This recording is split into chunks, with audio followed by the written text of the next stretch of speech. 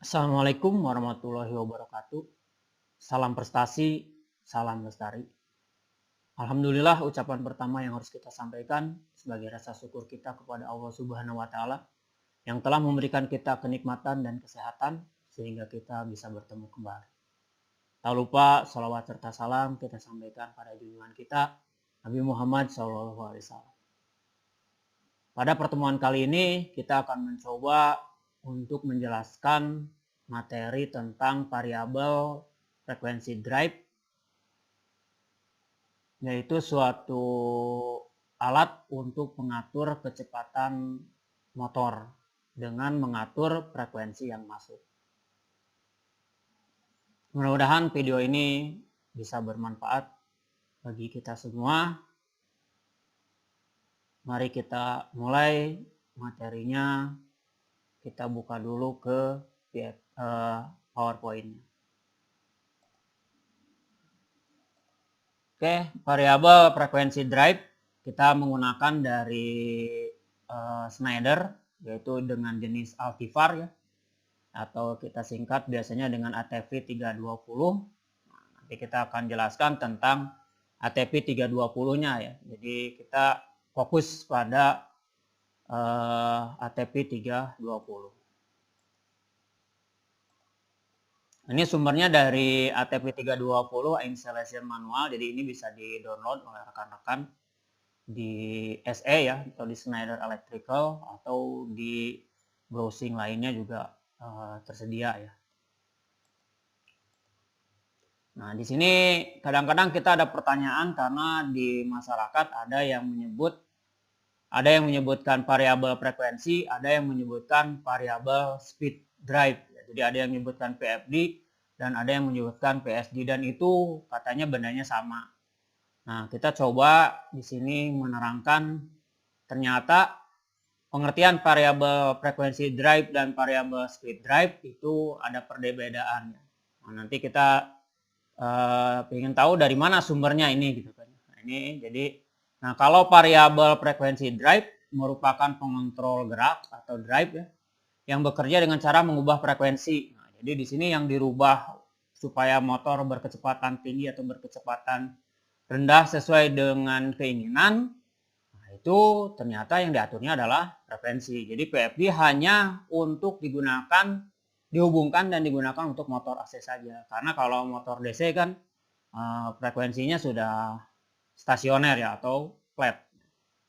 Nah, kalau yang variabel speed drive merupakan pengontrol gerak drive yang bekerja mengubah kecepatan motor dengan memvariasikan nilai tegangan suplai. Jadi yang PSD ini hanya mengatur tegangan. Jadi yang masuk ke motornya berapa tegangannya, jadi bukan frekuensinya. Baik drive tipe tegangan AC maupun DC. Jadi PSD ini terdapat dua pilihan, ada drive untuk motor-motor AC dan ada drive untuk motor-motor DC. Nah, itu. Jadi di sini perbedaan antara variabel drive atau variabel drive yang mengatur frekuensi dan variabel drive yang mengatur speed dengan memvariasikan tegangan nilai suplai. Nah, ini saya ambil dari sumbernya, yaitu dari SE sendiri ya, itu Schneider Electrical. Jadi di sini bisa dilihat oleh rekan-rekan source http www.se.com. Nah, ini bisa dilihat di sini nanti rekan-rekan. Jadi ternyata ada perbedaan. Yang dulu saya juga mengira bahwa yang namanya PSD ya sama dengan PFD. Ternyata PFD itu yang diatur adalah frekuensi, sedangkan PSD yang diatur adalah tegangan suplai. Oke, kita akan fokus ke PFD ya. Jadi karena di sini jadi nanti kita akan menyebutkan semua adalah namanya PFD ya. Gitu. Dan di industri ada juga yang nyebutnya inverter. Nah, gitu ya. Jadi bahasa yang mana yang dipakai, nah kita tinggal menggunakan bentuk yang sebenarnya. Nah, ada dua tipe ATV 320 yang ada di pasaran. Yang pertama adalah tipe book. Nah, ini tipe book ini seperti ini ya nanti. Nah, ini tipe book. Jadi kita pakai seperti ini, jadi ramping ya, ini kayak buku gitu. Nah, ini tipe book yang sudah kita trainerkan ya. Nah, nanti kita akan pakai. Jadi di akhirnya kita akan mencoba dengan sampai ke praktek bagaimana cara mengatur parameter. Nah, ini tipe book. Nanti di sini ada koneksi-koneksinya. Nanti kita akan coba lihat di sini ada pengaturnya, terus ada tinggal diklik ya atau di enter. Di sini ada HMI-nya. Ini kalau tipe book. Sedangkan yang kedua itu ada tipe compact. Nah, tipe compact itu seperti ini, tapi ini jenisnya ATV12 ya. Ini bukan tipe 320. Nah, nanti kayaknya kayak seperti ini. Jadi agak lebar, ini tipe compact gitu. Oke. Nah, di sini jadi bentuk book dari Vector Drive atau VFD. Nah, gambarnya kayak seperti ini. Jadi ini frame stage IB ya. Nah, B ini menyatakan book ya. Nanti B ini kalau yang compact nanti di belakangnya C. Nah, ini tipenya ada yang single fasa 200 sampai 240 volt. Nah, dayanya 0,18 sampai 0,75 kW atau seperempat HP sampai 1 horsepower. Sedangkan untuk tegangan 3 fasa itu 380 sampai 500 volt, 0,37 kW sampai 1,5 kW atau 0,5 horsepower sampai 2 horsepower. Nah, ini tipenya ya. Ini belakangnya ada tulisan B, berarti ini tipenya adalah book ya atau ramping kayak buku. Sedangkan ada prime-nya. Nah, ini ditambah ya, ada penambahan prime-nya. Ini tipe 2B ya. Nah, single fasa sama dengan 3 fasa. Jadi tipenya ini sama, ada yang single fasa dan ada 3 fasa. Kalau yang single fasa biasanya masukannya 220 volt, keluarannya ada yang 3 fasa, yang 220 volt 3 fasa atau 240 volt 3 fasa. Jadi motor yang digunakan biasanya kalau yang beredar di Indonesia hubungannya adalah tipenya tipe delta ya, karena kalau di Indonesia kebanyakan tipe star delta, starnya itu 380, sedangkan deltanya adalah 220 volt. Itu yang ada di sekolah kami, dan itu biasanya ada di sekolah-sekolah manapun sama ya. Nah, yang ketiga adalah tipe 4B, ini ditambah ya, kayak ininya ramping book tapi ditambah kayak compact. Ini ada tambahan peralatannya ini untuk pendinginnya ya. Nah, ini untuk daya-daya yang besar ya, sampai 7,5 sampai 10 horsepower. Jadi ini betul-betul di atas ini ada pendinginnya ya, ada fan pendingin. Nah, yang 5B lebih besar lagi gitu.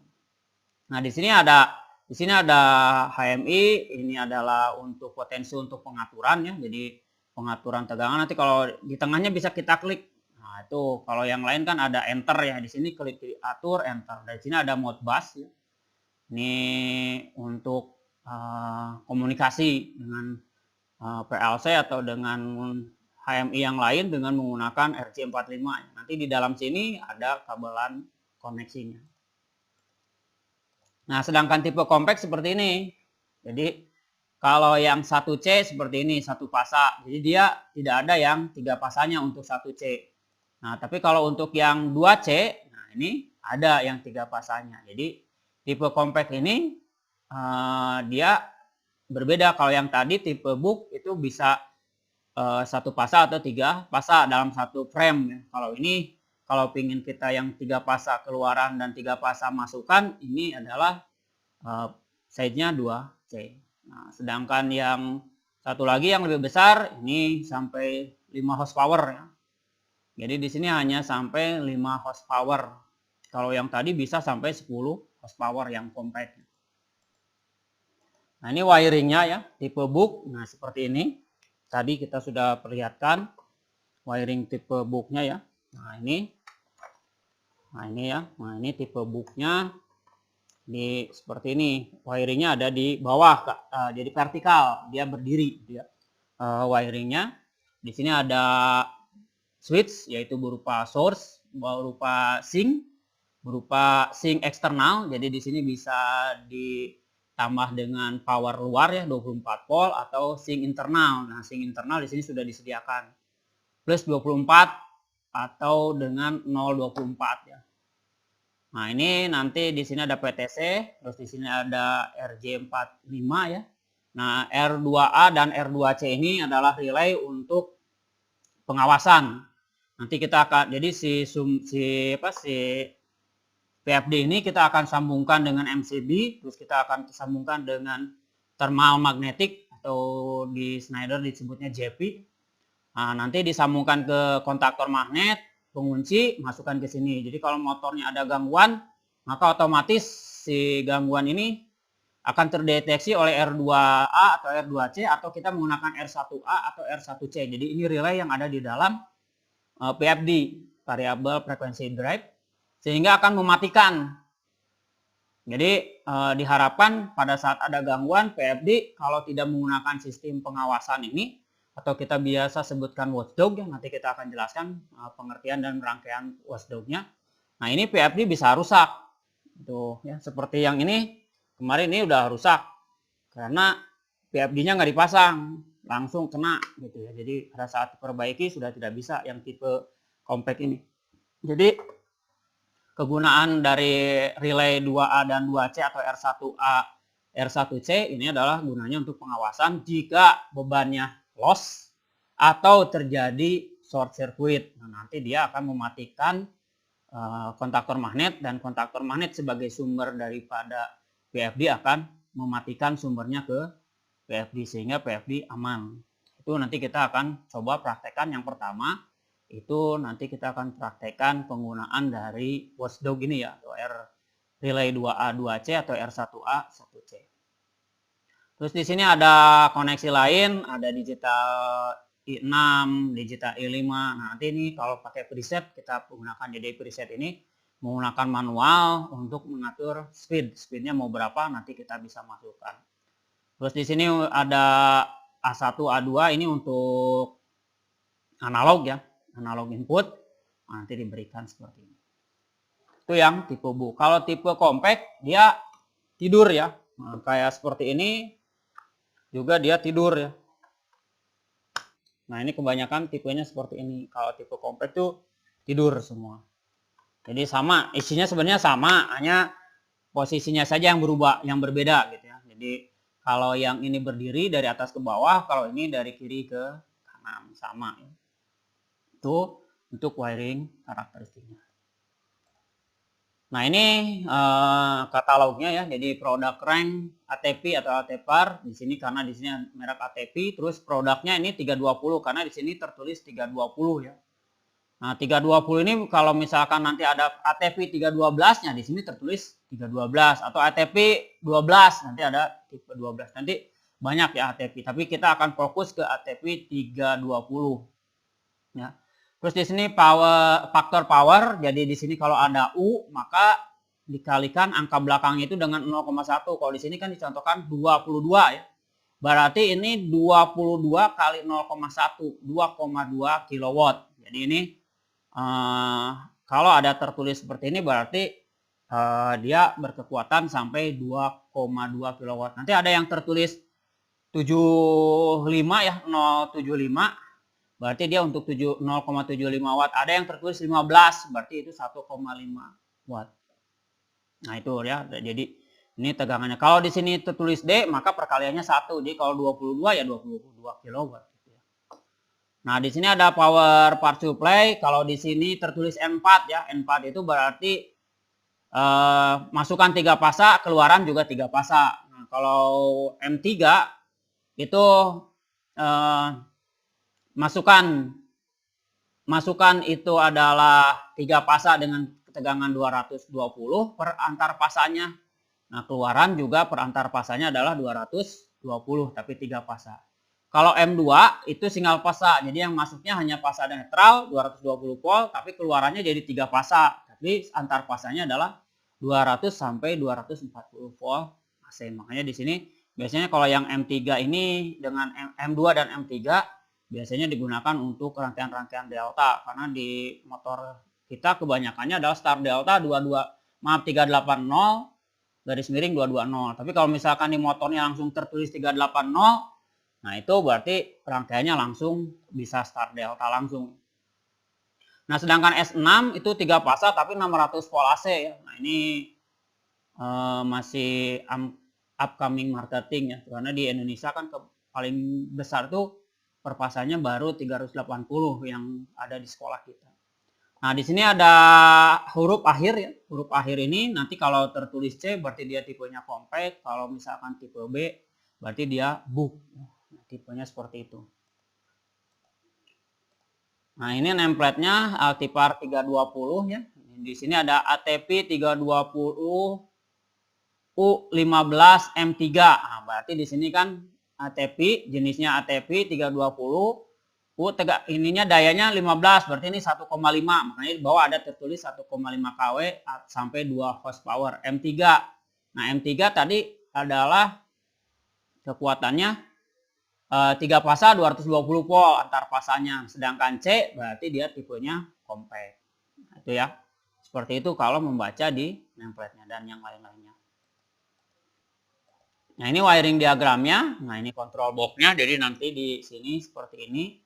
Nanti di sini ini pakai saklar. Kalau misalkan kita menggunakan digital ya, digital itu hanya on off kan. Kalau yang analog, nah ini bisa, ini pakai thermocouple ya. Ini bisa pakai pressure switch, pakai apa? Nah, so di sini yang A1 atau AI2 atau AI3 ini biasanya digunakan untuk potensio. Jadi nanti pengaturan speednya. Nah, pengaturan speednya itu menggunakan, kalau remote control berarti harus pakai potensio. Kalau pakai local control maka pakai potensio yang ada di dalam PFD itu sendiri yang warna hijau tadi potensionya. Nah, kita biasanya menggunakan remote control dari luar supaya bisa. Nanti kita akan praktekkan semuanya. Oke. Nah, wiring diagramnya juga ada biasa seperti di PLC ya, ada sink dan source. Nah, ini nanti kita akan coba ini pakai tipe yang biasa dulu ya. Nah, ini nanti tipe watchdog-nya. Jadi di sini ada R1A, R1C, dikontrolkan dimasukkan ke dalam pengunci kontaktor magnet atau 1314 atau 4344. Nah, nanti kita kalau misalkan di sini ada gangguan maka ini akan putus. Kalau ini putus berarti ke sini putus. Karena di sini hanya satu kali tekan langsung holding ya, atau set reset. Ini nanti kita akan praktekkan. Jadi kita sudah berarti praktekkan, terus kita sampai ke pengaturan parameter. Itu tujuan akhirnya, sehingga kita bisa nanti membuat parameter dan motor tersebut bisa bekerja sesuai dengan keinginan kita. Nah, ini ada sync source switch yang tadi kita jelaskan, switchnya seperti ini. Nah, kalau tipe source maka si digital inputnya yang dikomkan adalah plus 24-nya ya. Ini yang plus 24-nya. Tapi kalau misalkan kita mau pakai eksternal, nah si 24-nya ini nggak dipakai. Jadi eksternalnya aja yang dipakai, tapi nolnya yang kita sambungkan. Kalau ini nolnya nggak disambung. Kalau yang kita menggunakan internal. Nah, sebenarnya untuk beban ini cukup lah. Kalau pakai internal aja sudah cukup. Tapi kalau misalkan kita memang ingin nanti ada tambah beban yang besar, nah ini bisa menggunakan eksternal. Sedangkan tipe sync, nah seperti ini ya, tipe sync. Nah, si COM daripada inputannya, digital inputannya seperti push button, limit switch, selector switch. Nah, ini kita gunakan yang 0 volt. Jadi di sini COM-nya seperti ini, sisi yang lainnya masuk ke alamat digital inputnya. Sedangkan kalau untuk menggunakan eksternalnya ya seperti ini tetap. Jadi si 24-nya dimasukin ke sumber 24, nanti yang masukannya dikasihin ke 0. Ini tipe kalau kita menggunakan switch tipe switch ya yang dikonfigurasikan. Nah, ini di HMI-nya. Nah, nanti di sini ada A, itu nanti bentuknya apa, yang B di sini ada tulisan rep. A itu, yang B adalah monitor, yang C adalah configuration atau conf ya di sini. Terus ada yang D ini dot ya, ini mau 1/1000 unit, atau yang E 1/10 unit ya, nanti di H ada list, terus di G ada value, yang F ada ini ya gambarnya nanti. Nah, ini adalah yang nomor 1 escape, yang nomor 2 ini adalah potensio, yang nomor 3 ini klik atau di enter. Itu tipe book, sedangkan tipe compactnya sama seperti ini. Nah, kita lihat. Nah, deskripsi di HMI-nya itu adalah wrap mode selector, atau di sini tertulis wrap ya langsung, dan nanti ada mon atau monitor mode, di sininya tulisnya N ya. Nah, non, jadi kayak non padahal ini monitor. Nah, nanti di sini ada configuration mode selected atau conf ya. Terus di sini ada dot use yang tadi saya jelaskan, ada yang 1 berbanding 100 dan ada yang 1 berbanding 10 unit gitu ya. Terus nanti ada di F, from the left the right to right ya, dari kiri ke kanan, indicates drive detect error, jadi error kelihatan ini lampunya akan nyala ya. Sedangkan yang G adalah display arus untuk nilai, dan yang H display arus untuk parameter unit. Nah, ini pengenalan komponen-komponen ini mudah-mudahan bisa bermanfaat, karena tak kenal maka tak sayang. Nah, ini jadi kita terus terang mengenalkan dulu. Nah, kita akan fokus nanti yang tujuan akhirnya adalah kita akan mempraktekkan bagaimana kita membuat parameter yang disediakan di manual book di ATP 320 itu, sehingga kita bisa mengatur frekuensi untuk mengatur kecepatan motor. Demikian pengenalan yang bisa kami sampaikan. Mohon maaf atas segala kekurangan. Terima kasih atas segala perhatiannya. Jika ada tambahan, mohon ditambahkan di kolom komen sehingga kita akan memperbaikinya, dan mudah-mudahan ini akan lebih baik dan lebih baik lagi. Terima kasih. Assalamualaikum warahmatullahi wabarakatuh.